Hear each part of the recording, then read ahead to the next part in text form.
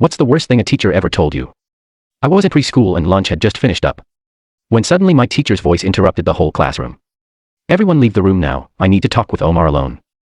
Everyone's eyes darted towards me, and the second that room was empty. Ms. Harper approached me with this angry look in her eyes. She sighed deeply, shaking her head a little. Omar should be slowly. You know that Arabic praying you do before you eat your food? It's not okay to do that here. I blinked. Extremely confused. Why not?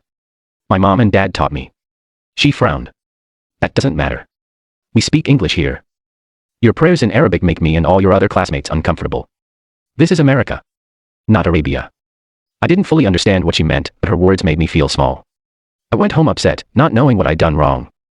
When my parents asked what was bothering me, I hesitated at first. Eventually, I told them quietly about what Miss Harper said. Their faces turned serious, and they exchanged a long look. Don't worry, my dad said calmly, placing a hand on my shoulder. We'll talk to your teacher.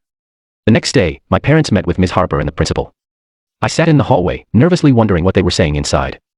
After what felt like forever, my parents came out looking upset and disappointed. My mom's eyes were watery. My dad's jaw was clenched tight. In the car, my dad explained softly, trying to keep his voice steady. The principal agrees with Miss Harper. He said praying in Arabic might confuse the other kids. I felt sick hearing that. A strange heaviness settling inside me. From then on, going to school felt different. Ms. Harper watched me closely, especially during lunchtime. I tried to sneak quick prayers in, but every time I did, she'd take me outside to talk. She said, my kind, it caused a lot of damage here in America. And if I prayed one more time, she'd be forced to take disciplinary measures. I remember feeling terrified. Like, I was a terrible person for being Arabic. I went home that day and asked my parents if it was true. We were making America a worse country. Because that's what Miss Harper said. And my parents absolutely freaked out. From that point on, they started keeping careful notes of everything Miss Harper said. And did, quietly gathering evidence of her unfair treatment. One afternoon, I overheard them talking quietly in the kitchen. And, not enough, my dad said firmly. I'm taking this to the school board. A few days later, they met with district officials, bringing all the notes they'd kept. And the school board, unlike our principal, was extremely shocked.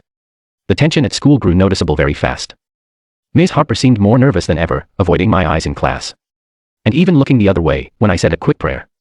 A couple of weeks later, my parents were called back to the principal's office. I again sat outside. But this time when they came out, my mom smiled softly. Omar, things will get better now. She promised quietly. Turns out, the school had decided Ms. Harper wouldn't teach at our school anymore. She had to be let go. And not just because of me. But because other parents had come forward too. Despite being white, they were disgusted with what Ms. Harper was telling me. And many of them reached out to personally apologize to my parents for not noticing anything or speaking up sooner.